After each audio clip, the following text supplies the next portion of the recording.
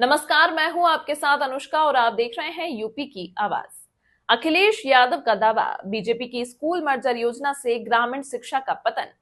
उत्तर प्रदेश की राजनीति में आज एक बड़ा शोर मचा है। समाजवादी पार्टी के अध्यक्ष और पूर्व मुख्यमंत्री अखिलेश यादव ने भाजपा की ग्रामीण सरकारी स्कूलों को मर्ज करने की नीति को गहरी साजिश करार देते हुए संज्ञान लिया है।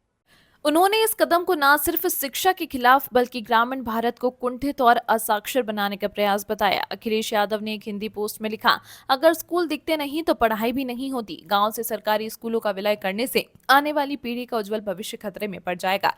उनका कहना है कि यह नीति ग्रामीण बच्चों को शिक्षित होने से रोकने के उद्देश्य से लागू की गई है ताकि वे सरकारी ढांचे में आसानी से भर्ती भटका कर सकें।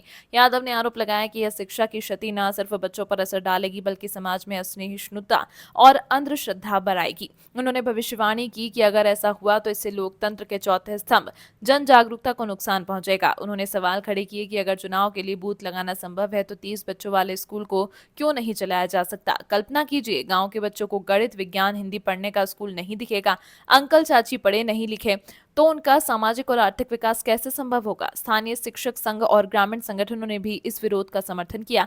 उन्होंने कहा कि इससे शिक्षा की गुणवत्ता भी घटेगी और गांव का शैक्षिक ढांचा कमजोर होगा। समाजवादी पार्टी ने मांग की है कि इस नीति को तुरंत रोका जाए और गांव में शिक्षकों की तैनाती की जाए, बजाय स्कूलों को बंद करने के। भाजपा सरकार ने जवाब में बताया है कि यह कदम उन स्कूलों के मर्जर का नियोजन है जिसमें नामांकन 5 दशक से बहुत कम है।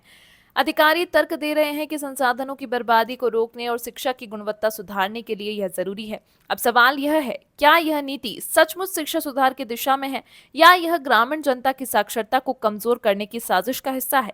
राजनीति, शिक्षा और सामाजिक दृष्टिकोण से यह बहस गारी हो चुकी है और इससे यूपी की अगली चुनावी रणनीति पर भी गहरा असर पड़ता दिख रहा है। अगले कुछ दिनों में स्थिति स्पष्ट होगी। क्या सरकार स्कूलों को मर्ज करने से पहले स्थानीय समुदाय और शिक्षकों की राय लेती है या पनडुब्बी तरीके से बंद कर दिए जाते हैं? और क्या इससे सत्ताधारी और विपक्षी दलों के बीच शिक्षा को लेकर राजनीतिक मोर्चाबंदी तेज होगी? देखेंगे अगली खबर में। इसी तरह की खबरों के लिए बने रहिए हमारे चैनल यूपी की आवाज के साथ।